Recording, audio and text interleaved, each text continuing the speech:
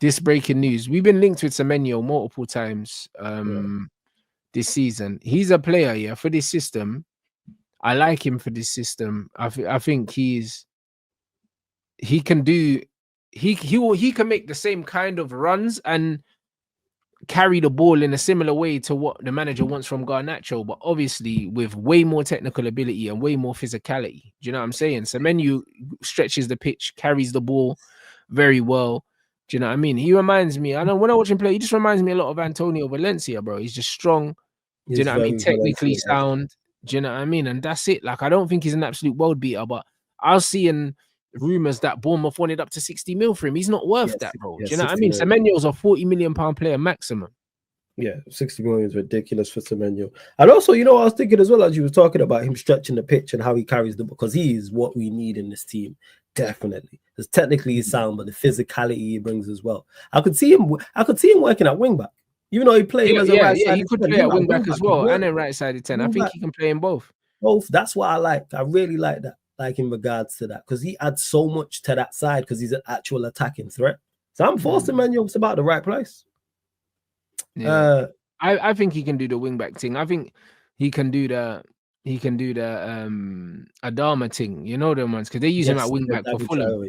Yes. So, and he's much better than Traore. And to the guy who said about the last comment about Amorim playing the strongest team, we don't have a strong team. A 16th. There's no strong team. But the team that we put out was way stronger than what West Ham done to us. Do you know what I mean? Like, that was a joke.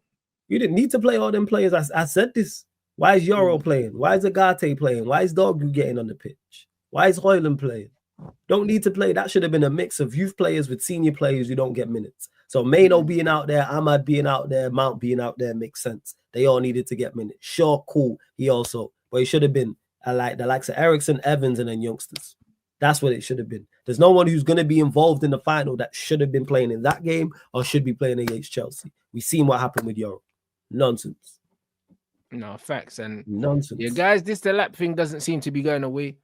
Listen, I'm cool with getting Delap at Man United. I think it's a sick signing. I just want it done now. Get Delap and Cunha done, yeah. Please. So I can feel better about life. You know, like that. This is just what it is. So I can feel better about life. And then if you're gonna get me a Semenyo or an Mbeumo, and I would prefer Mbeumo. Run me an Mbeumo, man. Mbeumo Cunha is tense. Brother, and Ahmad, if Ahmad's at wing back here with Mbeumo in front of him, cool. Cool. Like, you got my attention now. You got my attention now. You got my attention now. Do you know what I mean? But the Delap stuff here, if he is available at that price and we've got that wrapped already, yeah, at like 30 mil, brilliant. Good deal. You get me? It would be a good deal. That's what I like most about the Delap deal is the price point. And that's what I've liked most about our deal. The vast majority of our deals is the price. Because everyone likes to, when we buy big and players don't perform, first thing they mention is the price tag. But when players perform to a decent level or a good level, man ain't mentioning the price tag. Man don't talk about Maz being 12 million.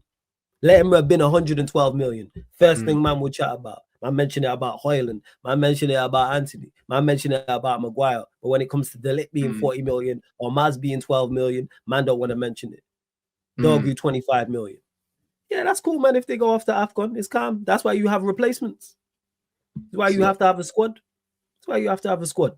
100%, bro. You know what I mean? If you want to get left 10, if you want to go get Tyler Diblin as well on a little cheap thing, bro. Do you know what I'm saying? And he can cover him. Do you know what I mean? When he goes on the 25 mil. Yeah, bro, and this comment has killed me, bro. The reason why this has killed me is because, bro, he lost a fucking game, mate. I don't know if you watched it. You know them ones there, like, I don't care what lineup he picked. He lost. What do you want, bruv? Man's talking about progressive lineups. We lost, bro. Do you know what I mean? Like, what do you want me to say? We lost. So it doesn't matter. Do you get what I mean?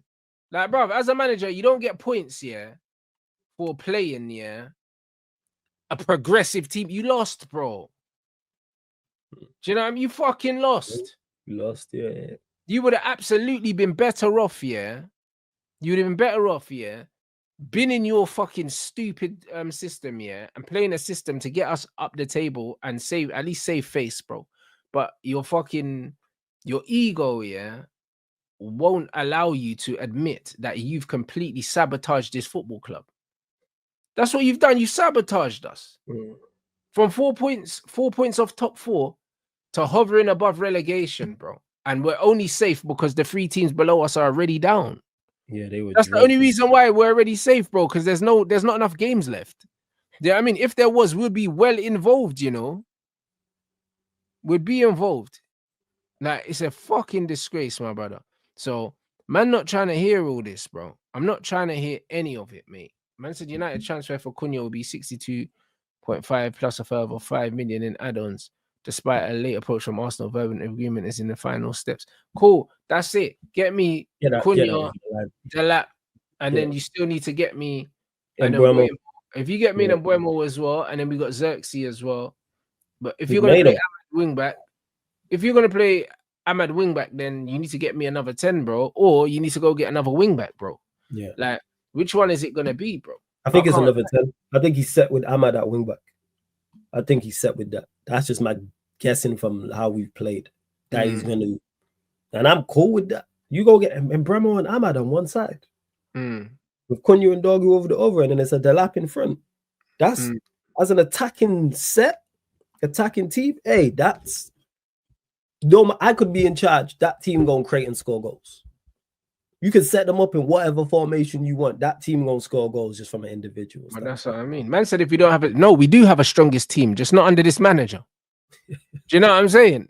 Like, brother, we've won 2 trophies in the last 2 seasons, and I think we've been to 3 finals because Ten Hag got to 2 finals one season and we lost one, innit? Yeah, we did. Yeah. We lost that final. Yeah, so we've been to 3 finals in the last 2 seasons, my brother. Yeah. And in all of those finals, we were playing a back 4. So that would give you an indication, that formations do matter. Of course, formation matters. And when I say that we don't have the strongest team, when I mention that, I'm talking about a team that I am personally happy with. And also, under this manager, we don't have a strongest team because most Man United fans can sit down, and can name you our best players. Like, even if we're not picking an 11, if man can ask, man, technically who's our best players, most people are going to say the same names. Yeah. Most people are going to say the same names. So it's not like United fans are oblivious to who they are, bro. Do you know what I'm saying? And when I say when I say not having the strongest team, I'm saying I should let me elaborate on that. There's no team that I like, is what I'm saying. I just said my front 3 for the final, it would be Mount, Maino, and Bruno. That is horrible.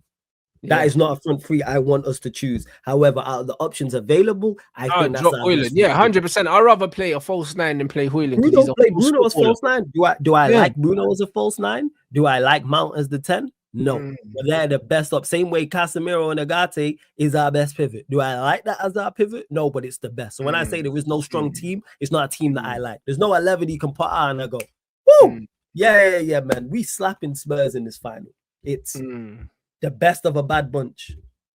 Yeah, that's 100%. What I'd say. That's what big up my views, That's what I'm saying, bro. I said I feel like with our players, they're good on their day, but are very inconsistent, and that's probably a mental issue. I don't think it's a mental issue. I don't think it's a mental issue at all. When people say stuff like that, I don't necessarily agree with that. I don't think that there's a mentality issue with a lot of these players. I just think that a lot of modern players have been given too much information, which I think is bad. Do you know what I'm saying? And at this club, they've been given too much varying information and too much useless information. When you look at Ten Hag, in the 3 seasons he was the manager, he played 3 different times. Do you know what I'm saying? He played 3 different styles. Do you know what I'm saying? And we didn't really stick to one. And that's confusing, bro. And especially when you buy someone like Anthony, for instance, who suits a certain style of play. If you don't play to his strengths, why did you sign him in the first place? Makes no sense. Trying to be a transition team, but then you've got Anthony and then you sign Mount, and it's just what? Made no type that last window he had just made no type of sense. But then you buy a quote unquote ball playing goalkeeper. Yeah, like it's crazy. But way too many instructions, bro. Do you know what I'm saying? Like, bro, the reason why Ruud van Nistelrooy was successful in the short time he was here is because there weren't no instructions. It was just 4-4-2 mid block. You lot go and play in it, and that was enough for us to score 3 goals a game. He had a flat back 4. put Casemiro and Agati in there, let them be dogged, and then just had a 4 in front of that left winger, That's right winger. it. It was basic shit, bro. Do you know what I mean? That's all it was, you know. It was the most basic shit. And that's exactly what happened with Oli as well. When Oli first came in, I remember, bro, Pogba was, bro, he was blowing smoke, blood. You couldn't believe it. Yeah, man just had the freedom to go out there and play football. He was mashing everyone. He had Matic in the DM. Herrera was the right centre mid, and then he was like the left centre mid, and then had he was just mashing it up, bro. Okay. Do you know what I'm saying? And that's what it is. Football is not that complicated, and a lot of these modern managers now are giving way too much. It's complicated shit. Yeah, and they want to be too hands-on, bro. It's like you're not playing anymore, bro. You're not playing football no more, bro. Like, just coach. Do you know what I'm saying? So, yeah, bro, I'm not really. I'm not in for it, bro. And this is the problem with United. We're buying players. We're buying limited players. We were buying them for Ten Hag, and now when we're bringing players in, we need to make sure that we're bringing in players that can play multiple different systems, because this AMORIM shit is gonna end in tears, bro. Yeah, like, but I wonder if the next manager they get is gonna play a back three. I wonder if they're gonna, if that's the route they're going down.